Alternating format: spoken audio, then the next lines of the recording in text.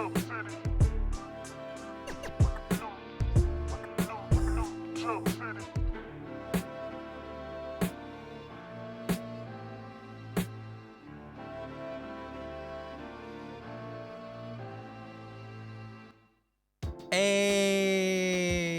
welcome to New Jump City, everybody, where we recap the week in American and Japanese sequential art. I am your host, Christian, the unbiased king,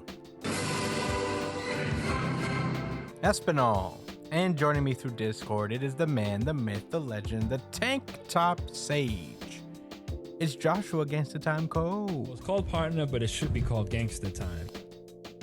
What up, Chris? What up, everybody listening? Yeah. World Trigger's back. It sure is, among other things. Drop the horn, drop something. What? Oh, geez. Ah, damn it. I thought I had the perfect drop, but it's not on my phone. Anyway, I'll just do this. Holy shit. There you go. Brian is currently on hiatus right now, so it is just me and Josh again. But no fear, we got a lot of manga to talk about. Very excited to get into it, so let's not waste any time. You can find me at the Chris Espinal on Twitter and Instagram. Joshua Cole, where can they find you? At JD Cole _37. That's on Instagram. And at New Jump City Josh on Twitter. Good at me.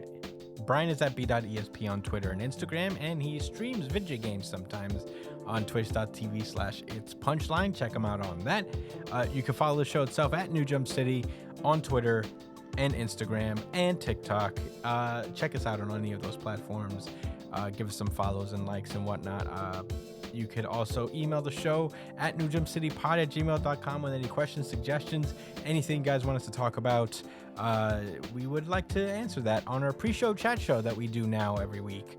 A little bit of a half-hour to 40-minute chat that we do before the show. Sometimes we answer questions, sometimes we just chill and, shoot the shit about what we've seen that week or whatever.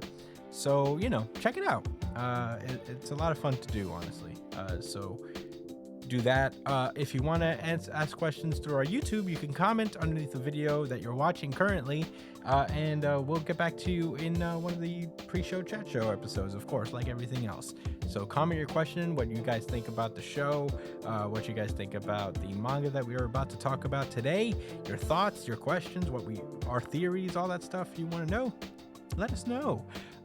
While you're at it, while you're on YouTube, why don't you like, share, subscribe? I know we don't really have super video capability quite yet, but I am making progress on saving up for a new computer since mine is currently dead. So check it out there. Do all the stuff. Keep the show alive on YouTube. If you prefer audio podcasts anyway, we're pretty much everywhere you listen to podcasts, whether it's Spotify, Apple Podcasts, Amazon Music, Pandora, something called Pocket Cast I don't know about. We're on a lot of things. If you have a platform that you would like listening to podcasts, we're likely on there, so check it out. And yeah, that's it. Spoiler alerts ahead. I think we can proceed onward. Tell that pussy clot girl me know what. Jujutsu Kaisen. Yeah. Ooh, yeah. This is Jujutsu Kaisen chapter 227, Inhuman Makyo Shinjuku Showdown part 5. So over the last few chapters, Gojo and Sukuna have been throwing it down in the highest level Jujutsu battle that anybody has ever seen. This is literally the Super Bowl of Jujutsu battles, as indicated by literally every supporting and main character in Jujutsu Kaisen huddled around TVs watching it like they're at a Super Bowl party, and doing play-by-plays and shit. So it's been pretty back and forth up to this point. They've just been countering each other's techniques and domains here and there. No one's made like pure. It's very like neck and neck at this point. Every time somebody seems to have the upper hand, the other guy comes in and then shows them why they were wrong. It is pretty wild. So the characters are now reacting to what Gojo just did. which was using reverse curse technique to heal burnt out regular curse technique from using his domain. Because, as has been established before, once you use a domain in this world, it really puts a damper on your ability to use curse techniques if, for whatever reason, the domain is expelled. So there's like a cooldown period after you use your domain. And everybody was worried about Gojo since his domain was destroyed, and he was basically fending off Sukuna with seemingly no cursed energy. And it turns out that this entire time he's been using reverse curse technique to replenish his cursed energy so that he'd be able to use his curse technique again. Um, and right now they're like, is that even possible? Okotsu! And he's like, I don't know, man. I can't say it's impossible because he just fucking did it. He explains that like burning out a curse technique without a domain is completely different from taking physical damage, because the machine isn't broken, but it won't function properly because it's overheated. So there's it's basically explaining the cooldown time thing. Mm. So yeah, Okotsu's just like, Maki asks like, so reverse curse technique can fix something, but it can't cool it down. And he's like, that's what I thought, but maybe I was wrong. And Okotsu starts thinking to himself, or maybe Gojo may be pushing, or Gojo's like pushing himself way beyond his limits. And it doesn't seem that way, because Gojo's still got a little smile on his face as he's healing all of the cuts from Sukuna's domain. And Gojo's like, you could go bigger than this, right? To Sukuna as he's getting up from being slingshotted into his own domain. And so Sukuna starts to expand his malevolent shrine to its maximum range. And at that moment, Gojo activates his domain again. And he basically reverses the external conditions, making it harder to attack or harder to break from the outside. So, now they're inside the domain, and they start fighting. Sukuna immediately attacks Gojo, not really giving him a chance to hit. And Gojo's actually surprised because he feels like these two like Sukuna like cuts, I think, hitting him, but he's like, wait, that shouldn't be, because you can't use your innate technique while you're inside of the domain. But you're using it here regardless. It seems like you can't use innate techniques which are engraved in the flesh, but curse techniques that have already been applied to the domain are another story. So Gojo's just like kind of fending it off, and at some point, Gojo's like not realizing that his can't miss attack is not really working, since Sukuna's been missing all his attacks. So he's realizing that, wait, he turned off his can't miss attack inside my domain.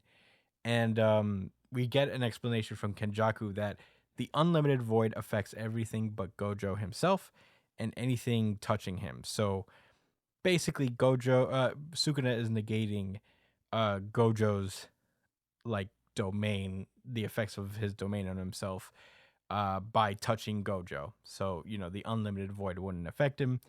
And Sukuna uses that advantage to destroy the domain once again, which is pretty wild.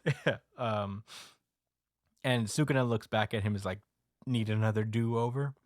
And then all of a sudden, Gojo starts getting cut up, and everybody is now just like shocked at this point. It is another reversing the turning of the tables. Fucking electric guy is like, I'm next up if he dies, so don't interfere. He's already calling it. He's like, this kid is done. But we do see that Gojo has survived the cutting attack from Sukuna once again. And this surprises Sukuna, because you don't survive this really. And Gojo explains that he learned this kind of as a kid, but stopped using it as after mastering a domain. And Atsuya explains that this is the falling blossom emotion, which is an anti-domain technique known only to the three big families.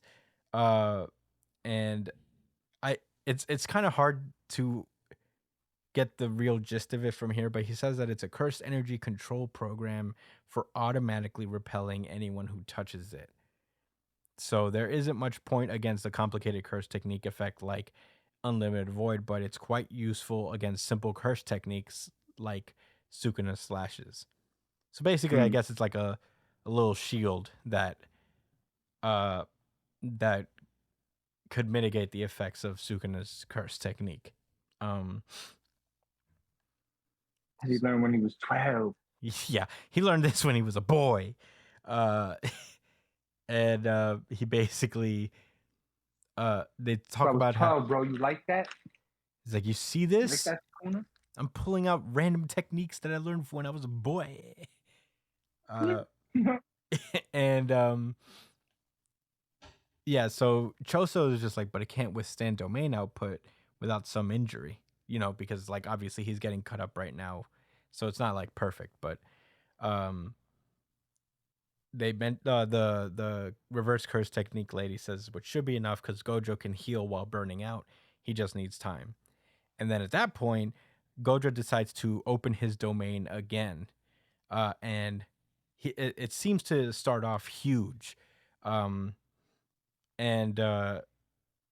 Mei Mei starts thinking, is like, wait a minute, isn't this a bad move? Like, if you make the bigger you make your domain, the less quality it's gonna have.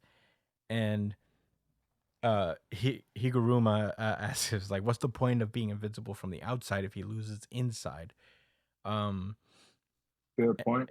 And we do get a panel where it looks like the domain like cracked open, but people realize like something weird happens as the domain constricts and it becomes super tiny, and that's where the chapter ends.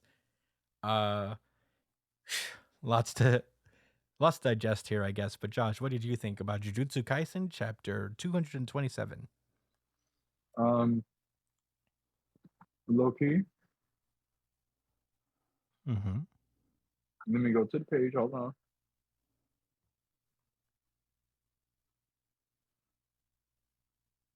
You know, it was in the beginning. I'm sorry. Let me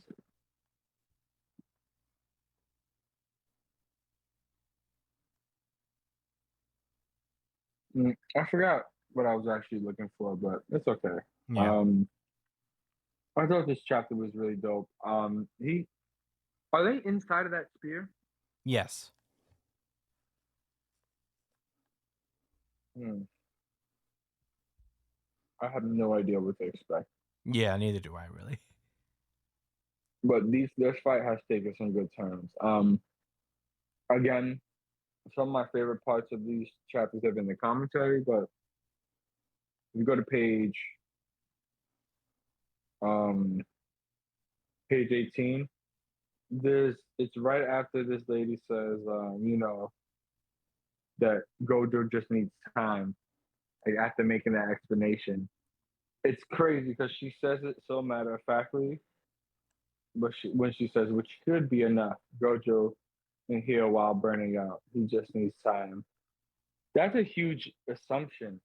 And even Akotsu is looking like, damn, like, and you see how he's like, really? I don't know. Yeah. That's a lot to be dealing with. I don't. Yeah. I like that, because that's what I was thinking. Like, you sure? This doesn't You sound can just right. do that? So, yeah. I like the idea that he had this technique. He ended up coming out handy from experimenting in his childhood. I think it could come off as cheap to a lot of people, but I thought it was cool. Yeah. Yeah, man. Let's see. Anything else that really stuck out?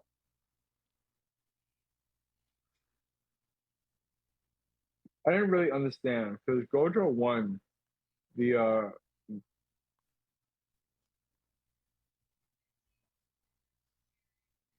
What do you do not understand? No, I'm sorry, I'm just like trying to put it together in my head, but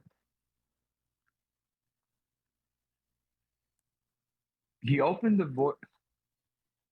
Bro, I have no fucking idea what's going. Okay. Gojo opened. He won the first initial. That's what I'm confusing. He won the first domain battle, and was fighting Sukuna. But for some reason, Sukuna could still like hit him. I didn't really understand what was going on there. Look at page 8. Mm-hmm. They talk about Sukuna being able to use enhancements, but could you break that down to me? Do you understand what's going on? Okay, so How is he touching Gojo in his infinite domain? he says it's strong against external attacks. So I think Gojo tried to do the reverse that he did before. So the first time he opened this domain, he was under the assumption that Sukuna couldn't break it from, because his domain is like, I guess, powerful. But Sukuna used the range of his domain that expands way beyond Gojo's initial domain to break it from the outside. So because domains, I think, are naturally weaker on the outside.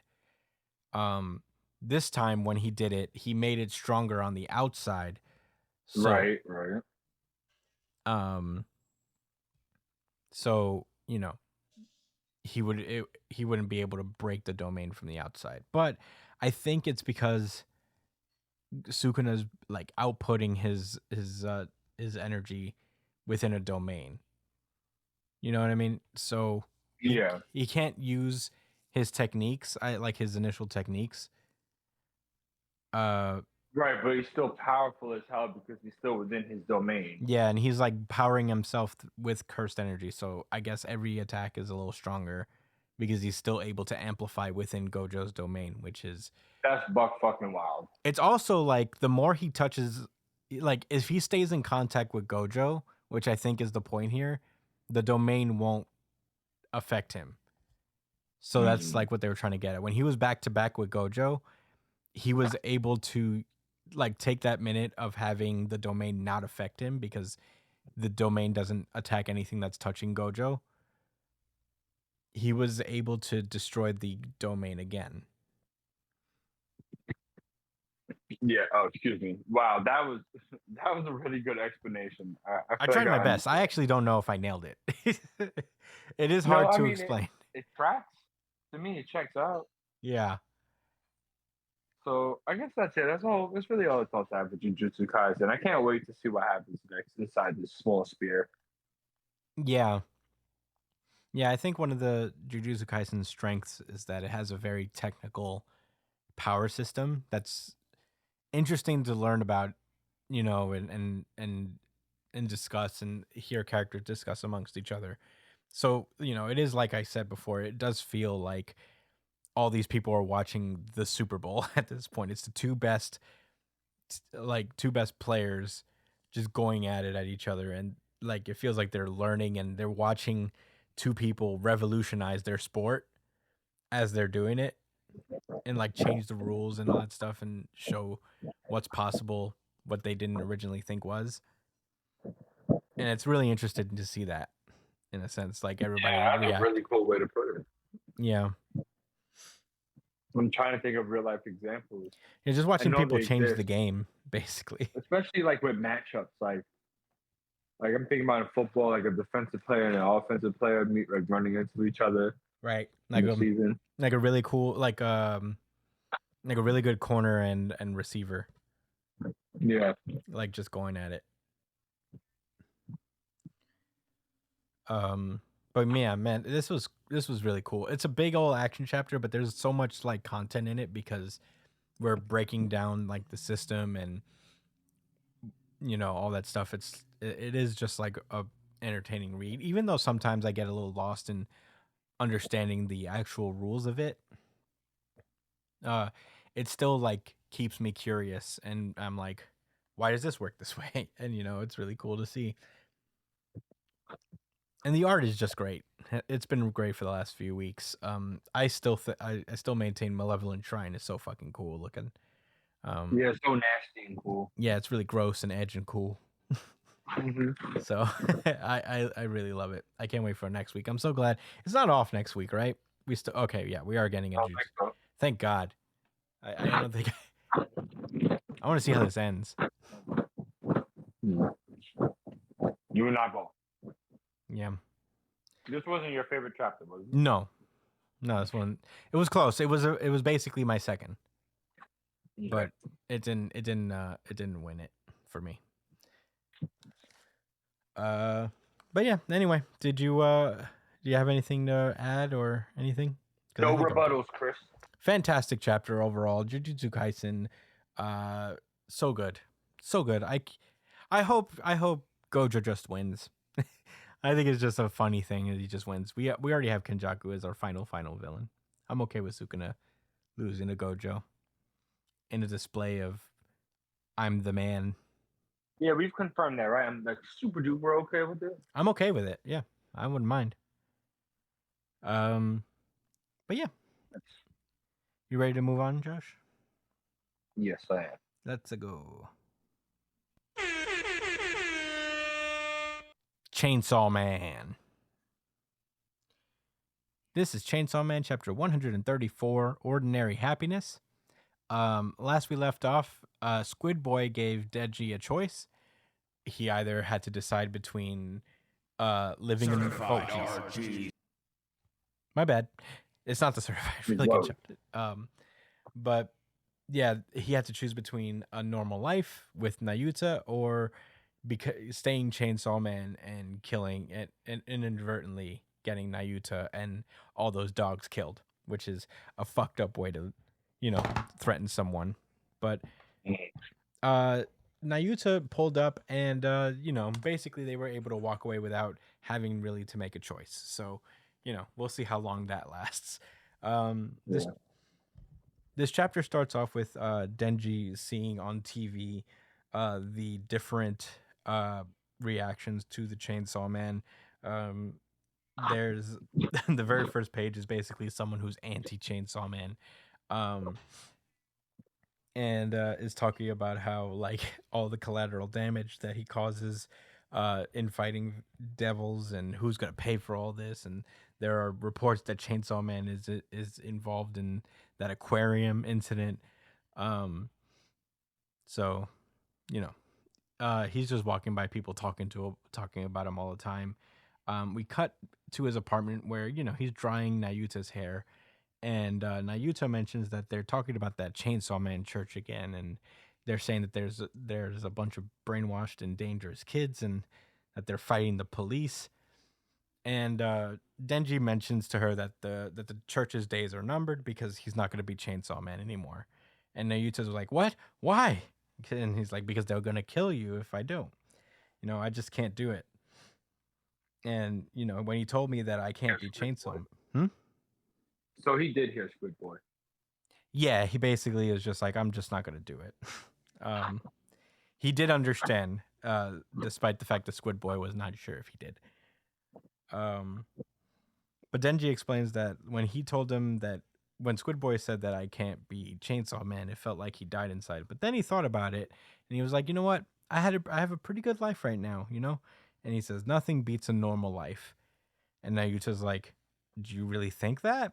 Do you really think nothing beats a normal life? And Denji's like, I do, right? Right? Right?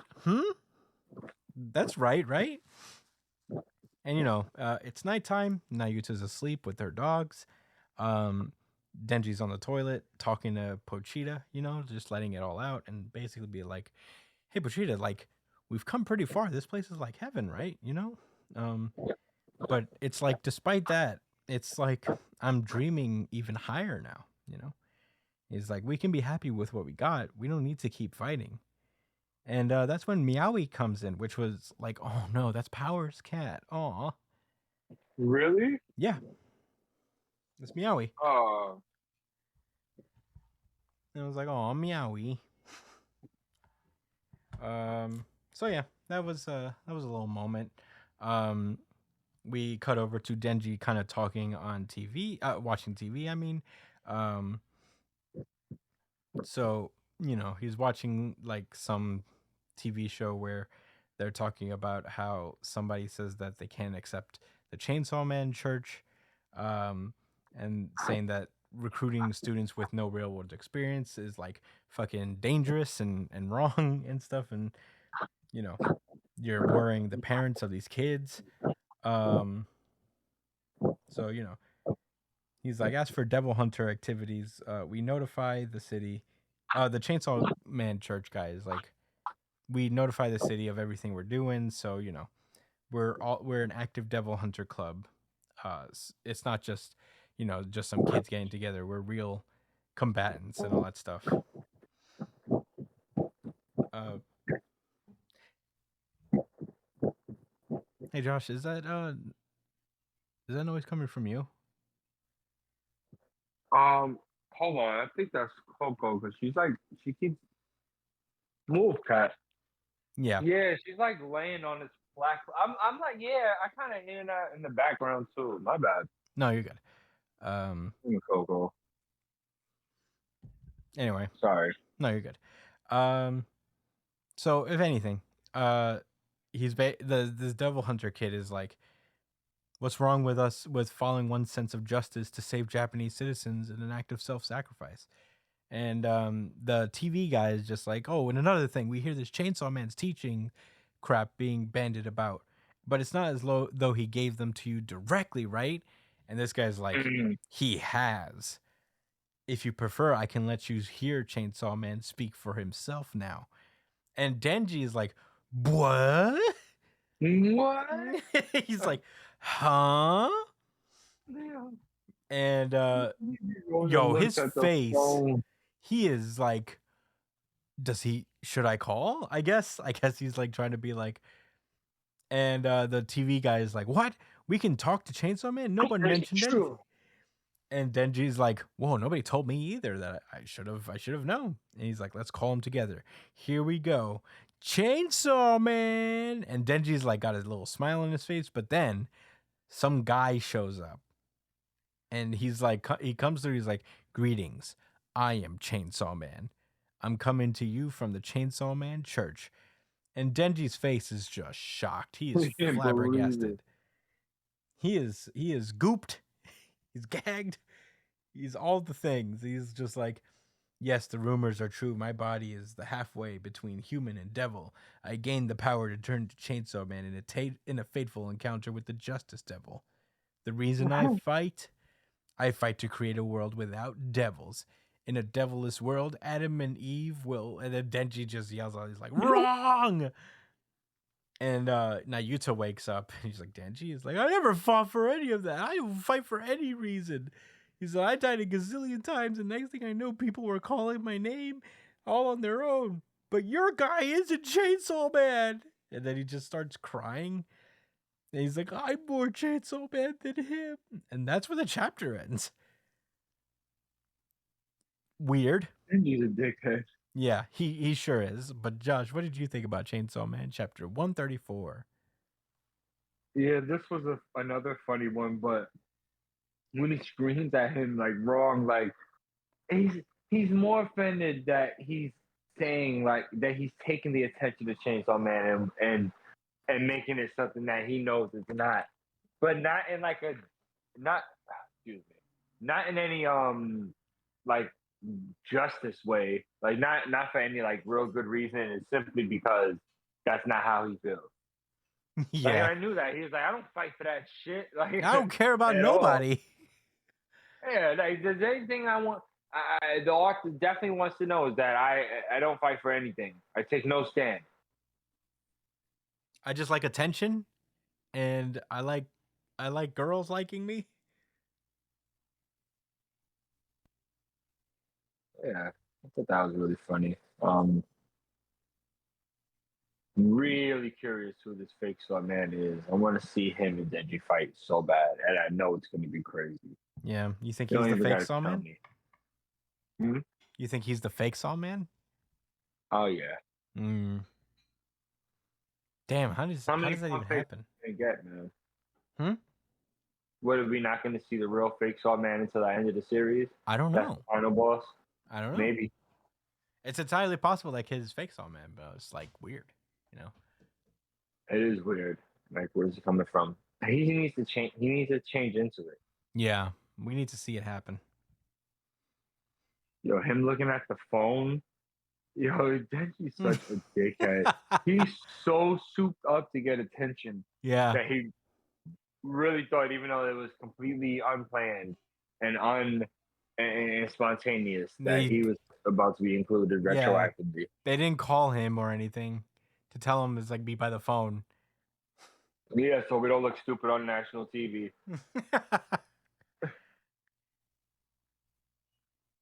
Yeah, funny ass chapter. Yeah. I wonder what this is. I wonder if we're gonna have. All right, I thought it was interesting. The point brought up about is this enough, and do I want more? Because Nayuta doesn't understand where. I don't know if she knows where he came from, but at the same time, I guess you can aspire for more. I'm not gonna say he should. I feel like if he's comfortable, then there's no reason to push unless you feel the urge to want to be better.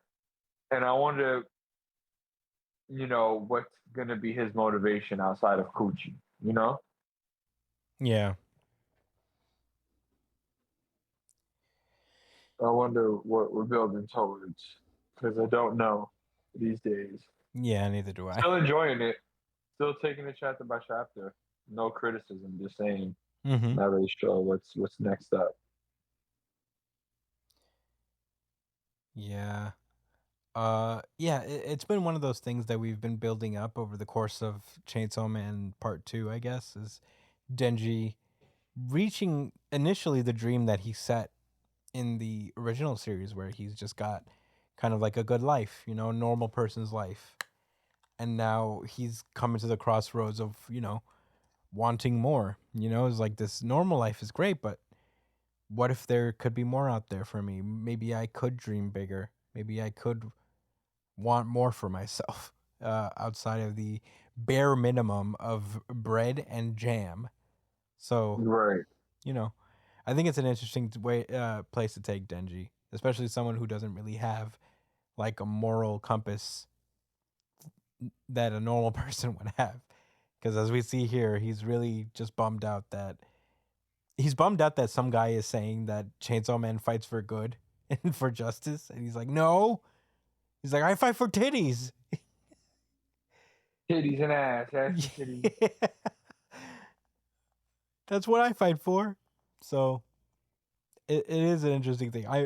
He's at this crossroads of choosing whether he wants to be Chainsaw Man or not, and whether it's worth continuing to be Chainsaw Man. And I think he probably found his answer in that. It's like, there's no way I'm not gonna stop being Chainsaw Man after this fucking guy is trying to take my shine. Right. No way. No way. No, I'll keep you safe. But there's no way. Yeah. I'm sacrificing. How funny would it be if he just pulled up in full Chainsaw Man garb to this thing? He's like, no, it's me. I'm Chainsaw Man. I had some thoughts actually. I wonder if the organization that Squid Boy works for is connected with this whole Chainsaw Man church shit. Because it seems really crazy that the time that they want Denji to stop being Chainsaw Man is when this guy pops out of nowhere and comes. That's true. That's actually true. A weird coincidence. It's almost so weird. It's almost so obvious of a coincidence that I'm pretty sure that maybe the author overlooked that and was like, whatever. Just a mere coincidence. Right, like I almost don't. I feel like it's not a red herring, like an intentional one. Yeah, because I think like this kid, not the fake Saw Man, but the kid that we've seen a couple times up to this point, he's working with the Famine Devil. So I wonder if like the Famine Devil is working with Squid Boys, with the public safety organization with Squid Boy, in an effort to like stop the Nostradamus stuff. But then, why would they ask him to not be Chainsaw Man anymore, just to have this fake Saw Man there? Like, what's the game? So they could control the fake Saw Man. They can't control Denji. Yeah. And when he is the Chainsaw Man because he's too reckless and crazy. Yeah, but if you're gonna take on super strong, if you're gonna take on like these coming devils and stuff that are supposed to be so scary, I would think you would want like the real thing on your side. But who Good knows? point. I have no idea, man. It's kind of wild. I have no idea where Chainsaw Man's gonna go, but this was really good. It was really funny. Uh, I can't really predict this chapter, this series, because Denji is such an unpredictable character, in a sense. He's not an unknown Yeah, quality, but I don't know what he's gonna do about this. that's what I'm saying. Like, what's Tenji's next move? Yeah, What's the next step for his character? He doesn't have to grow and be a righteous person, but I want to see how he comes to terms with the pressure he's been feeling. yeah. I just can't get enough of his faces. He's like the most surprised human being on planet Earth. Some of his faces are just like, "Oh my god!" Like you can't believe it. It's crazy. But that's Yeah, all I you know I guess. love a good exaggerated expression. Don't we all? But that was it for me for Chainsaw Man. Do you have any other thoughts as well, Josh? Any closing thoughts? Mm, no, not necessarily. All right. Well, Chainsaw Man, fantastic as always. Let's move onward.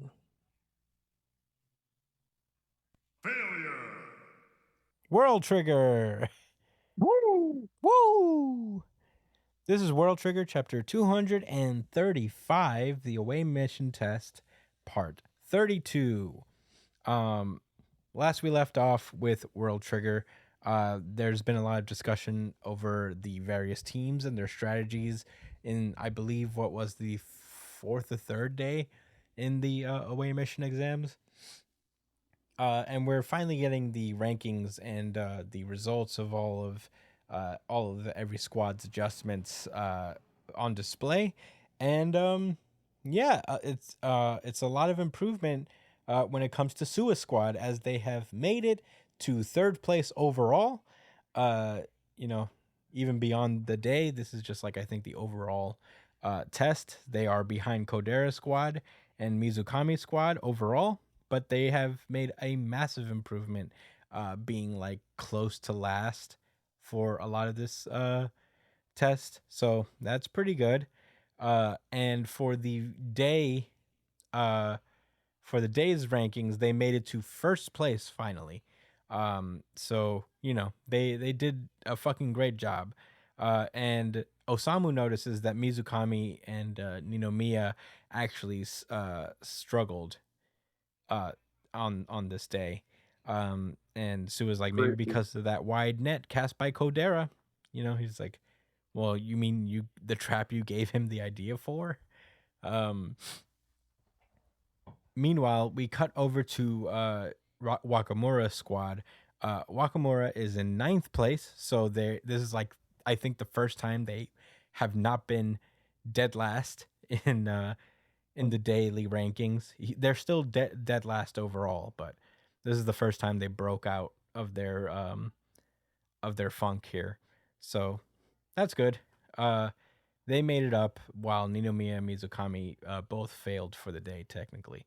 So, you know, they're basically talking about that, how uh Wakamura's squad was able to basically close the gap and win over them in the assignments department. Basically, they made it through because they were able to do all their assignments, and it was probably not possible for them to finish at that time either. So they made it, a little bit of progress. Even Hughes is smiling. I think he's proud of Wakamura, who's like seeming to show some confidence in his leadership. So that's pretty cool. Yeah, it was nice to see. Kind of came out of nowhere, but Yeah, whatever. yeah. Meanwhile, on Kakizaki's squad, we see the sniper kid from one of the squads is down. Uh, Yeah. yeah, it's not great. Uh, they're in sec. Oh yeah, this is Kakizaki squad. So they are currently in 10th place overall. So, he's bummed out. He's like, it's all over. I might as well jump off of a bridge to pay for my failure. And they're like, quit talking nonsense. It's not your fault. So, you know, he's really down on himself, and uh Kagura is trying to like break him out of his funk. He says like it's not your fault. He says I've been holding us back with the homework and stuff, and our battle sim scores aren't so bad either. So, it's my bad. Kagura takes some responsibility. And Kakizaki just like is like, hey, it's okay. I can't have you both get down in the dumps. He says, like I said, uh, I chose this lineup with my sights being set on the upcoming battle phase. So, you know, I'm sure I wasn't really like aiming for us to do particularly well in this phase. I'm putting it all basically in the battle phase that comes after this. So, Kagura actually gets down on himself. He's like, I mean, still, it sucks. We shouldn't be failing in this moment. Um, so it's Tai Chi's getting down on himself because he also wasn't intentionally picked. I think he was the last person to be picked.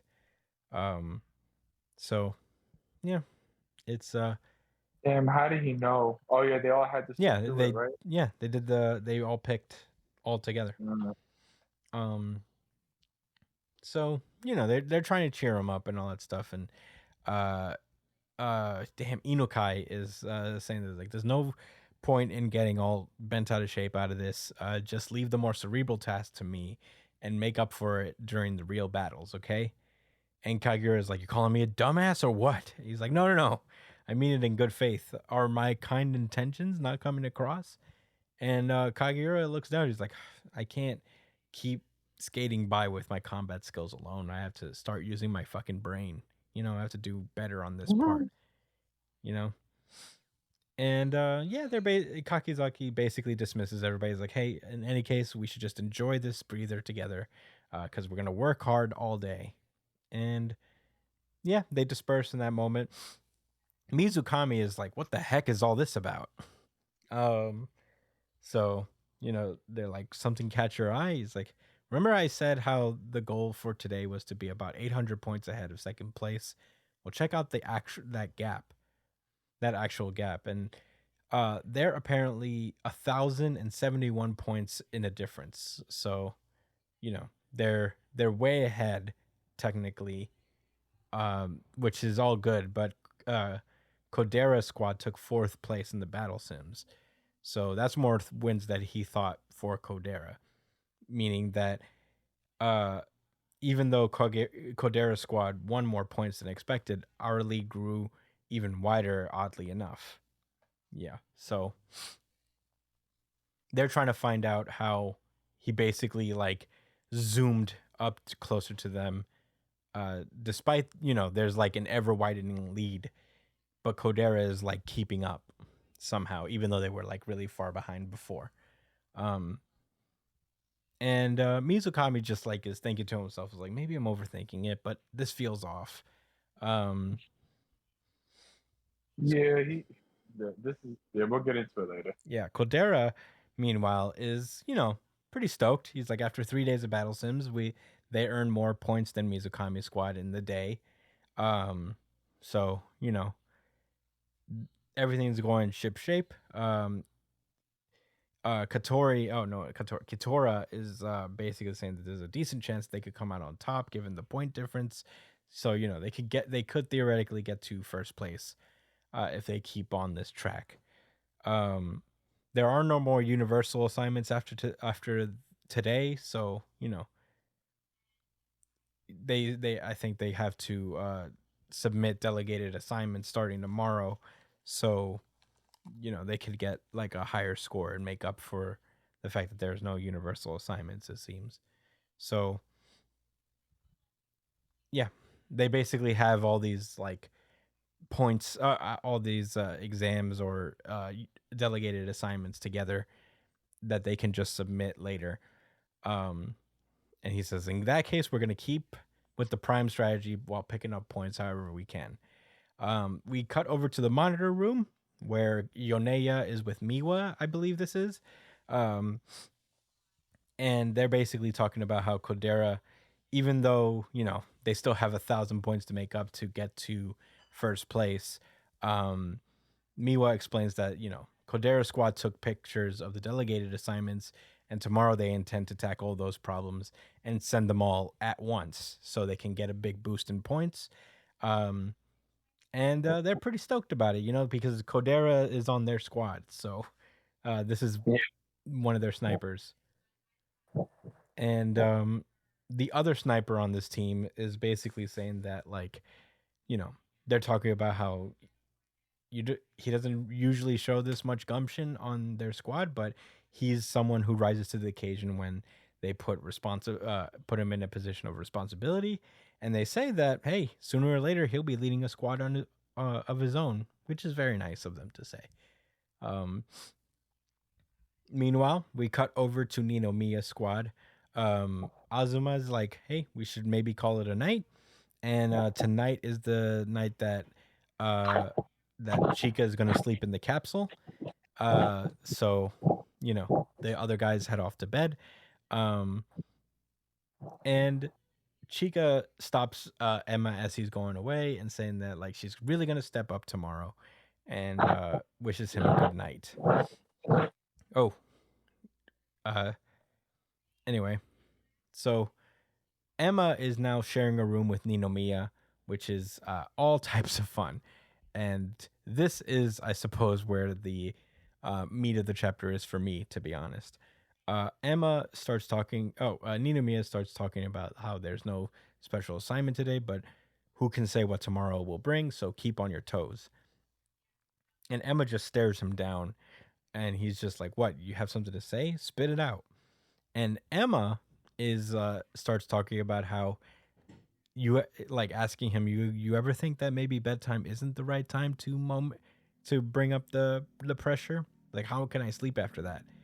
And he's like saying, the way you talk to people, it's like you don't consider their feelings at all. Always so short and snappy with that blank look on your face. And that's what led to the issues with Chica today. And he says, maybe you should be a little more considerate when you speak, so you don't need Azuma to help you communicate. He says, mind you, this isn't me, a grunt, saying this to his captain. This is my objective opinion of you as a human being, basically, from one human to another. And man, Ninomiya lets out a big old sigh. He's like, ugh. And Emma's like, that's your answer? A big sigh? And Ninomiya he claps back. He's like, if this was all in your mind, then why didn't you speak up? He said, you didn't have to wait for Azuma to step in. You're welcome to give Amatori aid all on your own. He's like, do you think that I'm the only one to blame for Chica's troubles today? And he's like, how is someone meant to feel when suffering loss after loss and watching their friend just sitting there with an attitude on his face? He's like, anyone would start panicking. And Emma's like, it's not like that. And then he remembers that, like, right before they went to bed, Chica assured him personally that she's going to step up tomorrow. And Ninomiya basically is like, Amatori will be fine. I plan to say what I did today at some point during the test, whether in regards to the battle sims or not. But the problem is you. And you know that, like, what Emma said got under his skin, because he threw that right back in his face. He's like, here's my objective take from one human to another.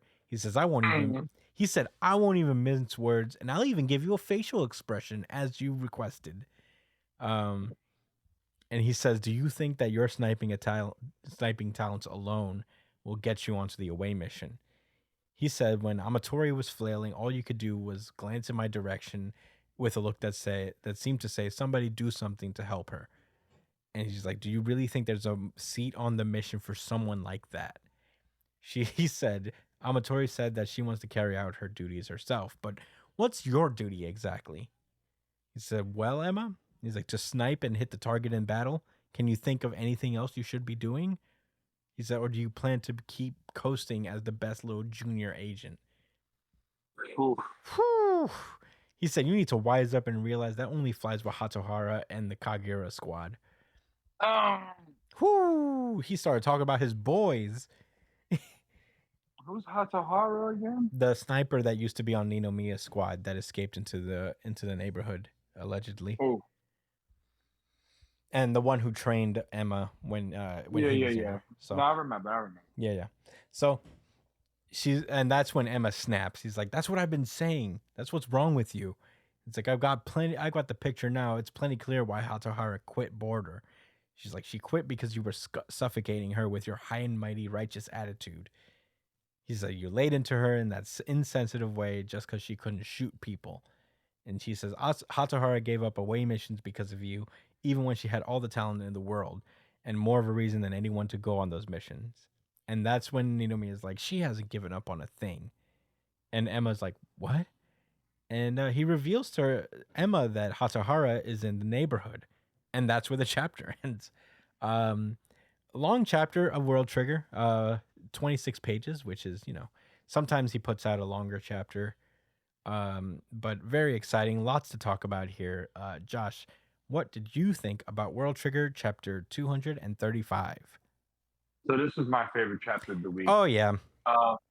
It's hard to even count it, but it was just that good. Yeah, we joke a lot about World Trigger being just like silently the RGC every time, but this was an incredible chapter.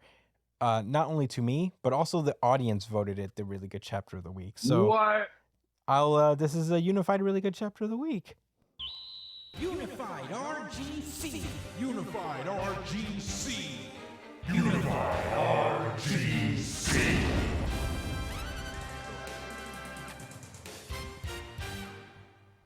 Go on, Josh. Okay, so I had something specific I wanted to talk about, and it really sucks that Brian isn't here because this isn't a clapback to him in the slightest. It was something that it made me think about and appreciate more about the series. So let me get into it. Brian mentioned something about how annoying the homework part of this competition is, and I agreed with him initially, right? Because it's not exciting. I can appreciate it on a level because it adds a layer of strategy and depth to what's already going on. You know what I mean? And it also allows for more depth to the scoring system. More leeway other than just winning the battle exams. It makes sense. It's not about just combat. It's they're living together and being tested on how they think about certain scenarios, reflecting on the past scenarios they just had to go in, like, the day before. So I can accept it, but here's how I look at this arc overall. The same way he's assigning homework to these characters, what he's doing is assigning homework to us. And really what he's doing is he's doing homework right now and giving it to us via this arc. He's putting in the work right now to build these characters literally one by one, my nigga, brick by fucking brick. For almost everybody in this group, we have something to think about where that could be explored later on in an away mission or future arcs or smaller situations. You know what I'm saying? Yeah. And this is why I'm going to clap back at Brian a little bit. But of course he wouldn't understand that because his favorite series is Allergic. He He said allergic. Allergic to anything other than the MC and in Bakugo and in the Fire and Ice family. How quickly I forgot. As much as I like that on Todoroki. Thank you. So, that's what's happening here. We know because it's crazy because I started thinking about it really deeply on the second read when Kageyara was talking about how bad he felt about him performing, and the dude, I think what's his name, Kazekage, Kageyara? Huh? Kageyara? No. Their leader right now. He was talking to his leader, and he was telling him that that he felt bad about performing bad, and the leader was "Look, I put this team together." Huh? Kakizaki, yeah. He's saying how, look, I put you guys together more so to think about the battle part. And kind of just encouraged me, reminding me like, oh yeah, like we're getting a legit battle test coming up. There's no way he's gonna skimp out on that. He'll take just as long to do that shit that he did this. No doubt about it. Unless he's ready to get right into like the next either like invasion or really getting right into the doorway mission. So it just made me feel like yeah. So he's making all of these characters much more compelling outside of just how cool they look when they fight and their potential skills. You know what I'm saying? That's unique. And that's what this series has always done really well, but it's really under focus right now in this arc.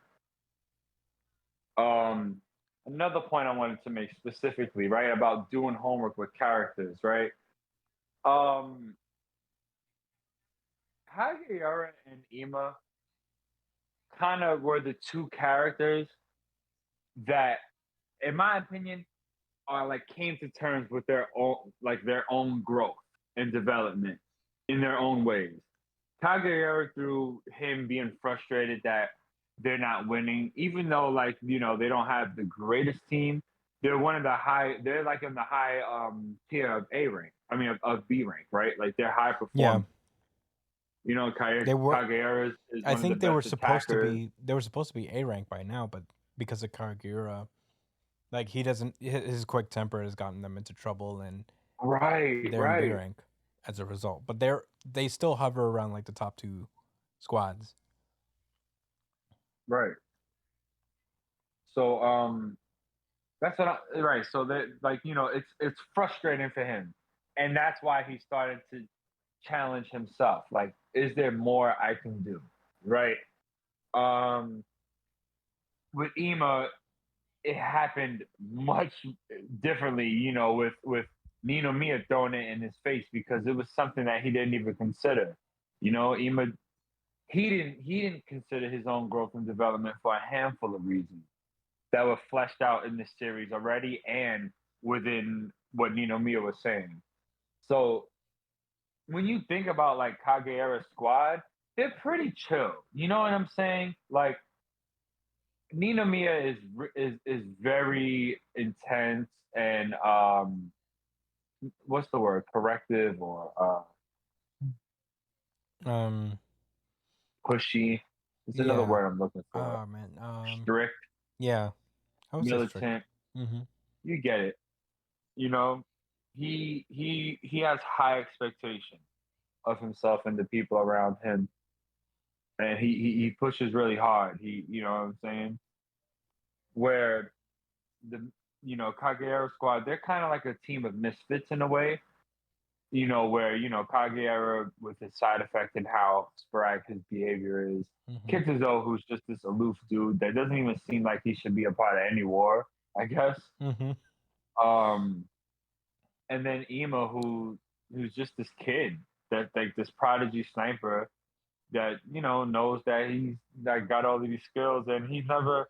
I guess he's probably never felt any reason to have to push himself. Like their group is so accepting that even I think acceptance is a beautiful thing, but in the context of development, it can stunt that. If your peers aren't facilitating you to challenge yourself and try to be a better version or work on like different areas of your weaknesses. So I thought it was worth bringing up because he has established that in the series in discrete ways from the little bit we've seen with them in the rank wars and surrounding the arcs a tad bit. But this was really eye opening, specifically for Ema.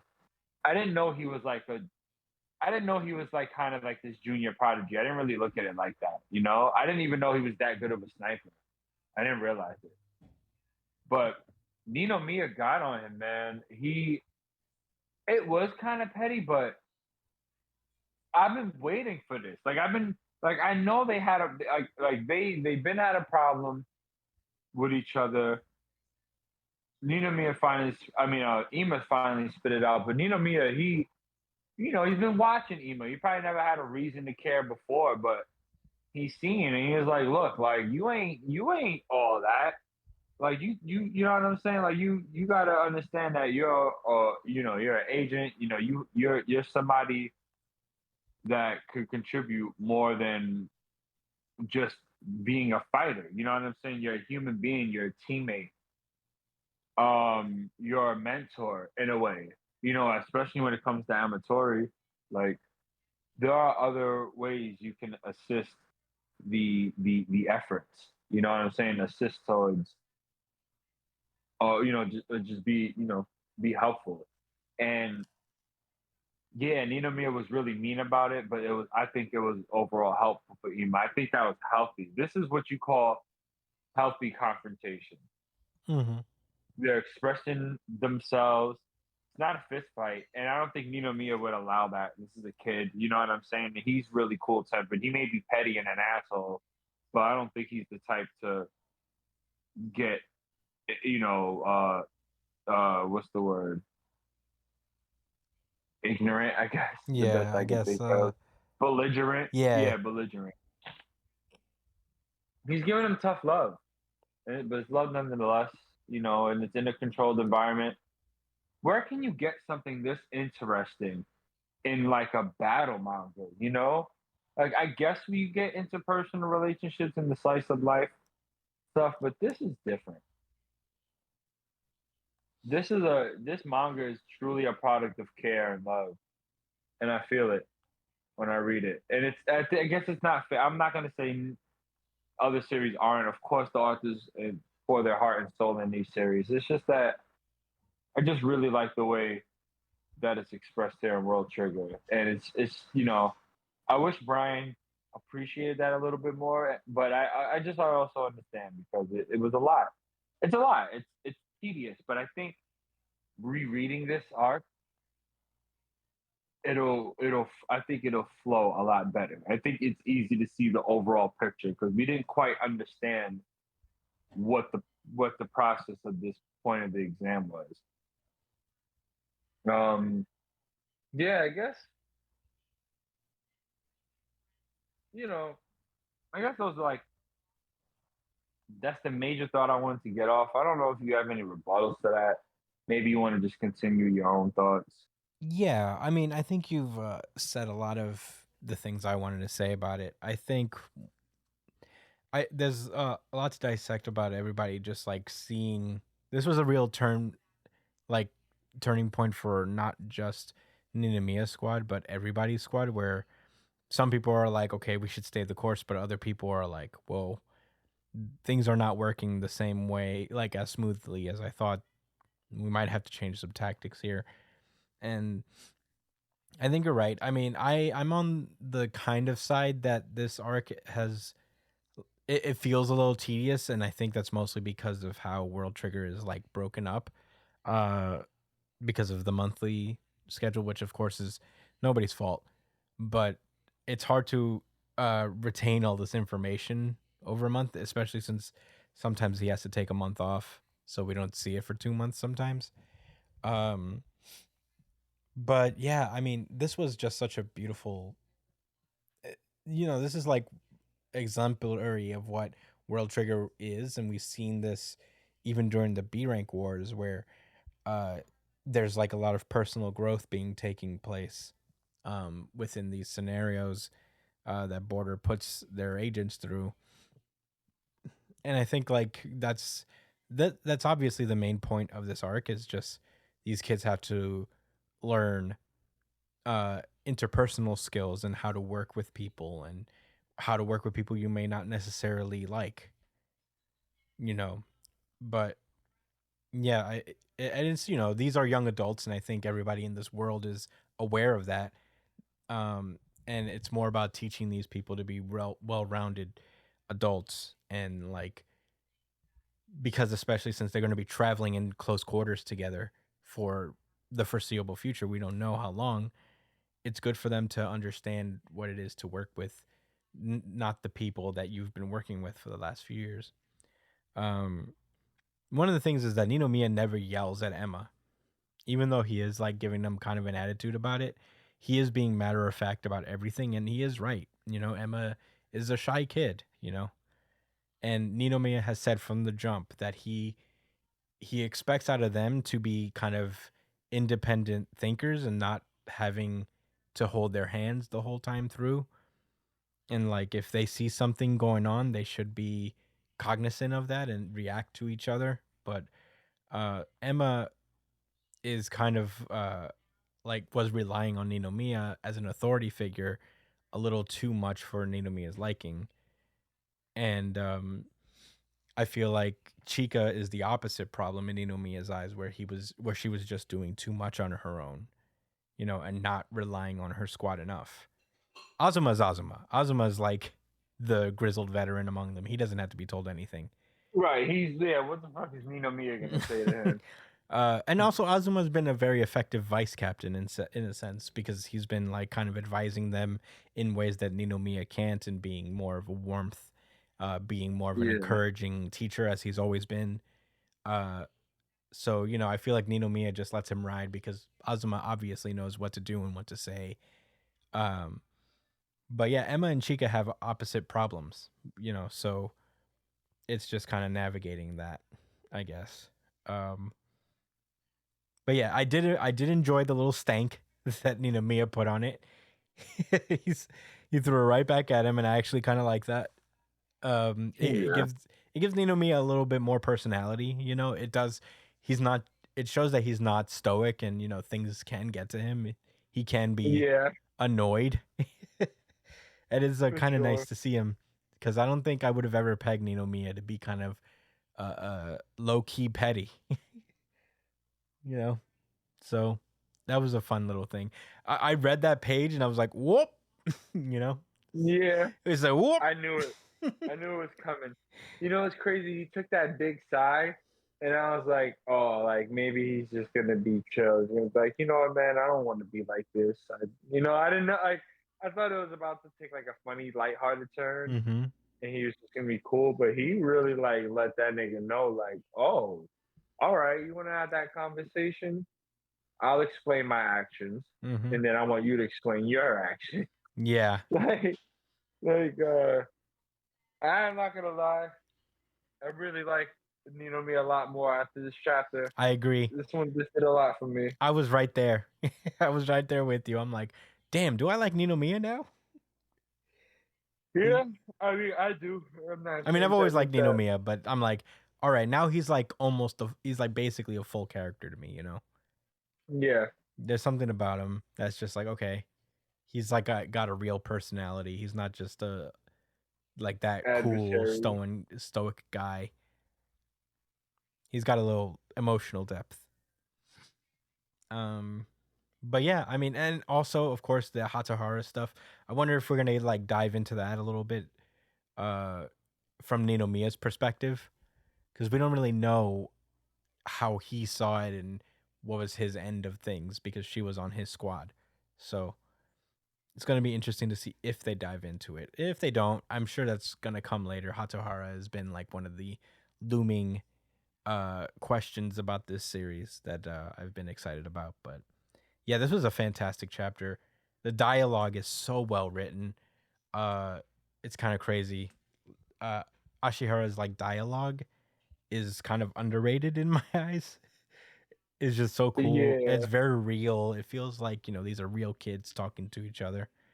Oh my God, Brian Michael Bendis could never in his fucking life. He has in the past. No. Yeah, whatever. Anyway. Weirdo conversations. They don't finish sentences in Brian Michael Bendis' world. They never finish sentences. They all interrupt each other. That's hilarious. But all right. Problem. I mean, that's all I gotta say. You said pretty much everything, so I don't want to rerun it. Fantastic chapter as always. I cannot wait for next month. Please don't take a surprise break. Oh Ashihara. my God, please. Please, we need you. Please, we need you. Begging, praying and begging. Yeah, begging you. Don't take off next month. Please. All right. I guess we should move on, yeah? Yes. Let's go. We call that easy money, GG. Undead Unluck. Josh, do you want to tackle Undead Unluck? Yes, I will. Go for Against it. my best interest. It's another fun chapter though, so it's all good. All right, let's get through this. Undead Unluck by Yoshifumi Tozuka. Chapter number 165 as it stands. You are. Last week. Why don't you recap last week first? Last since I week, have we entered the week tournament. looking over here. Shen has defeated 2 out of his 4 opponents so far. He Right. went through Void, he went through the Undraw lady, and now there's Fuko has been talking about initiating Shen's tragedy so that he would get his negation. Right, and we learned about Mui. Yes. Yes, Now, and Mui okay, returned. it's coming back to me. Yeah. Right. So, Mui comes into the picture. We find out how and when, Shen was teaching her martial arts. And she's joining the tournament. Yeah, that's what happened last week. And yeah, basically Fugo believes that Mui is the key to unlocking Shen's well, she suspects that she might be the key. So, all right, we continue with Shen. He knocked somebody out. He knocked Billy out. Damn, he killed Billy off screen. Yeah, Billy didn't even get to use his negation. So Jesus Christ, he got sent flying right off the fucking bat. Yeah, I guess I just missed this part of the no, comic. it didn't happen Actually, I last don't week. remember that. It didn't happen Huh? last week. This is where it starts. Shen one-shotted him basically. Yeah, that's crazy. Okay, so he gets knocked the fuck out. Yeah, Shen didn't even want to let him challenge. He's like, yeah, he didn't even want to see what time he was on. Said, no thanks, hold this quick punch. Get the fuck out of here. I thought Billy was gonna be a tough fight for him.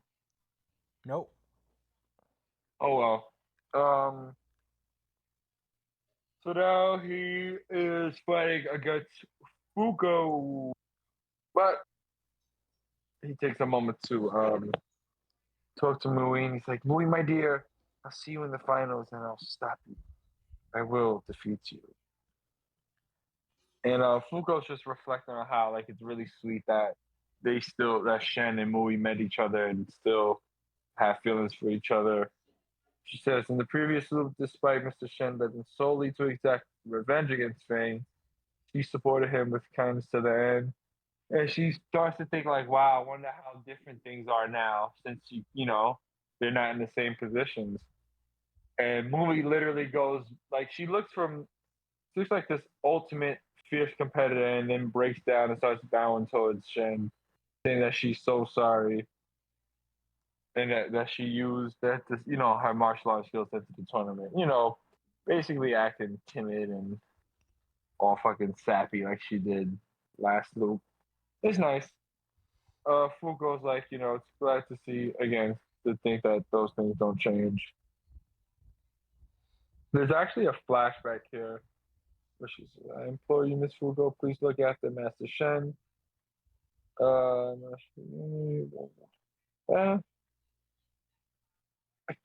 I don't know why she's thinking of those moments, but maybe she is just the key moments of Movie's character from the other loop. Yeah, just her being considerate of Shen, basically.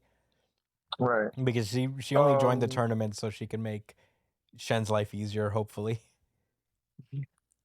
But it's funny because Mui then tells Shen, listen, are you gonna be all right? You're fighting against a fucking monster, and I heard that they beat Shen. I mean, Fang. And she fool goes a monster. Damn, I'm right here. I'm a person. I'm dead. Fang. Fang looks like he's sticking up the middle finger towards Fuko. Oh, I didn't even see that. That's hilarious. I think it's just his index finger. Yeah, I think so too. But he's still cheesing in the back, he did beat me. and I will defeat her. Like he's just so weird. Anyway, um, Shannon's like, she's definitely strong, but I won't lose, and for your little brother, I got it. So right before the fourth round starts against Fuko Izumo, Fuko says, actually, I have one last question. It says, what will you use your strength for? And oh my God, Fang, he could smell it in the air. He knows. He's like, there's something weird happening. What? Why would you ask something like that? What does that mean? What are the implications? He has no idea. He just said, don't talk, speak with your fist. So she asked him, these are some things. There are some things your fist can't figure out. And so she, finally gets an answer from Shen, and he says, like he always wondered what the point of getting stronger was. He said the old man made me train so that he could fight Fugo, but that had nothing to do with me. I just got stronger for no real reason. And he gets to the point where he says, it wasn't until he ran into Mui after running away after getting mad at Fang. Probably for getting punched in the face too much. Yeah. I get it. Like after he, ran into Mui and taught her martial arts and grew to be her friend and know her little brother, that it was the first time he felt like, like youthful to other people. I guess aside from his sister too. Yeah. And that it made him grateful that he was strong and that he wanted to use his strength to help others.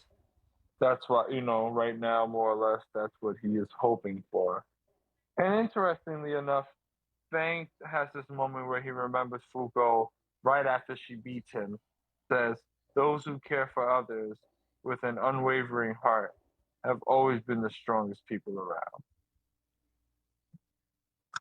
Yeah, think about that, Fang. So with that, Fuko says, I have nothing more to teach you, and gives up and lets him advance. And that's it. Now it's time for him to fight against Mui.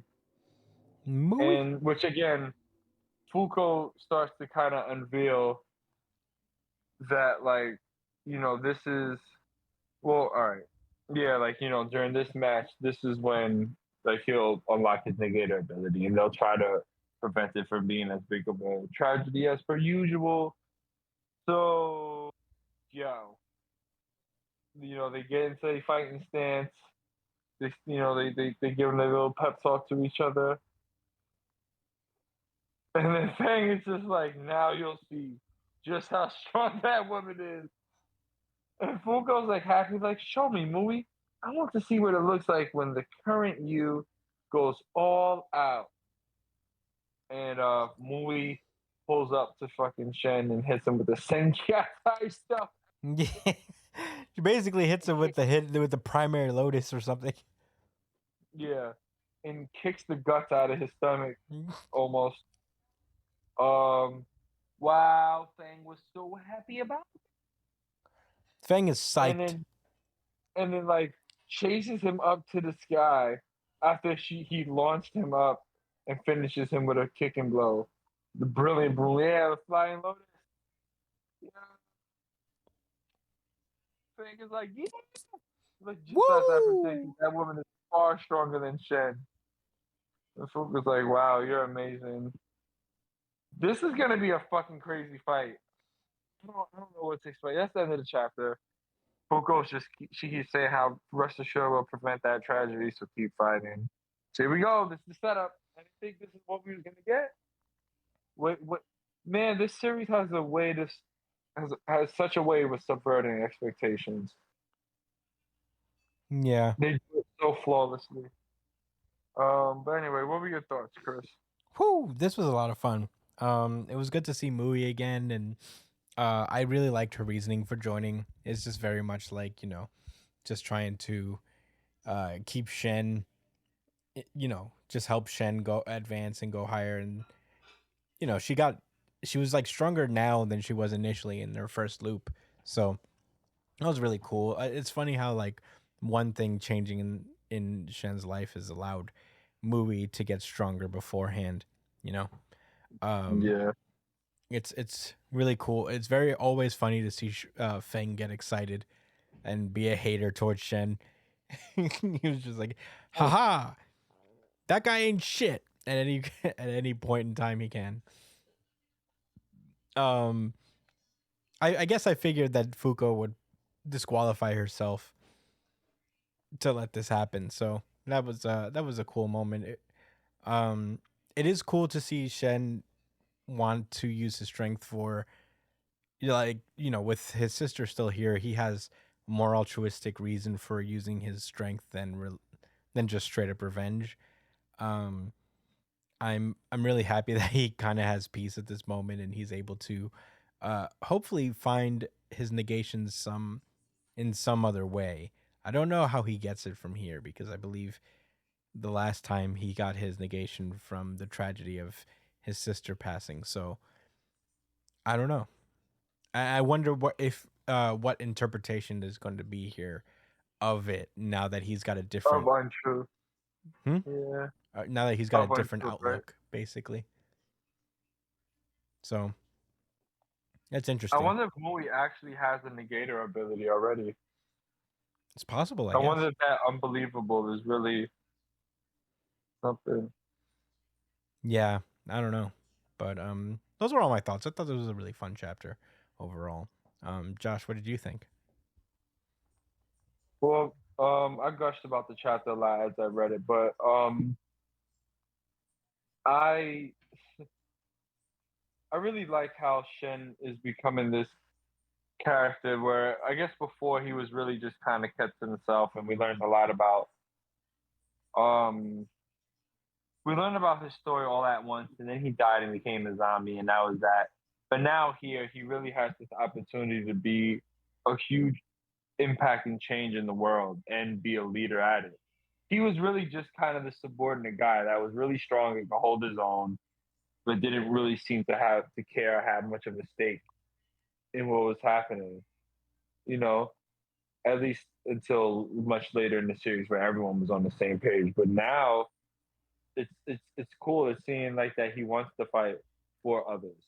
He wants to use his strength for a purpose, which is usually corny to hear that in a manga because I've heard that hundreds of times at this point. But I just think it's cool coming from Shen, especially Yeah, in relation to Fang, where Fang that it's completely opposite of what he thinks, but he came to a different conclusion this time than before because he lost his sister and became dead emotionally.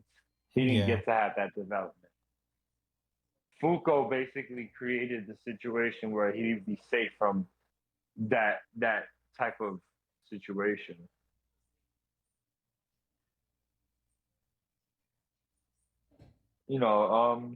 Well done. yeah. Next chapter, looking forward to this fight. I think it's going to be if that opening was any type. I think the whole arena is about to get destroyed. Oh yeah, I think it's already pretty much destroyed at this point. Yeah, this is about to be like tournament of not power, but the one in Dragon Ball Z. Yeah. Uh, when they fight, when on Earth, Yeah. And by the way, and Hercules is the congratulations. best. Is Congratulations. Hercules still the strongest person in Dragon Ball Z Hercule? technically? Yeah, Yes. technically, Yes, Hercule like is. according to Earth people, right? Yes, he is still Like the on guy. Earth, he's the strongest person, and Ye- then it's like Goku, Vegeta, They don't even know who they Gohan. are. They just know that Hercule was there and he saved everybody. Oh, okay. Um but yeah. Congratulations to Undead Unluck, by the way, because the anime has been announced on Hulu coming in October. Yeah, Uh I'm watching shit. it looks good. I saw like a trailer of it and they did pretty well on it. It's pretty cool. It's funny to see Andy again. It's been so long. I feel Yeah, it's been a minute, man. I can't believe it. Yeah, so like it was funny to see him like Dead Road. yeah, it's funny to see him flying around and being the Andy of old. But the anime looks good, man. It looks like they put in they put in a lot of effort to it. So I'm excited to see how they animate this fucking crazy shit. This is a crazy anime. All the blood techniques would be really cool. Yeah, all the blood techniques, The scab stuff. Gina's attacks will be cool to see animated. So, yeah, Yeah. October. Congratulations on Dead Unluck. Jujutsu Kaisen came out today. I thought it comes out tomorrow. It comes out on the 5th. Oh no, it did. Today's Oh, you're right. Fuck, it is the 5th. Damn, I didn't even know. I can't wait to Was watch it on HBO Max? I don't know actually. It's probably on Crunchyroll. And, I gotta look. I don't know where it is exactly, but maybe Hulu too as well. I don't know. I gotta figure that out. But yeah, welcome back to Jujutsu Kaisen's anime. Congratulations to Undead Unluck's anime. One Piece anime is going strong. Yeah, very excited for all this stuff. We're gonna get Gear 5 animated soon. That's gonna be interesting. They apparently got like they got like a Warner Brothers animators involved to animate Gear 5, so that'll be Wow. fun. That's pretty interesting. Yeah. I'm very the world is excited to see how this goes. But yeah, all right. Well, that has been Undead Unluck, and that has been our show. Thank you guys so much for listening. As per usual, you could find me at the Chris Espinal on Twitter and Instagram. Josh at JDCole_37 on Instagram and Twitter. Brian is at b.esp on Twitter and Instagram. And you can check him when he's streaming at twitch.tv/itspunchline.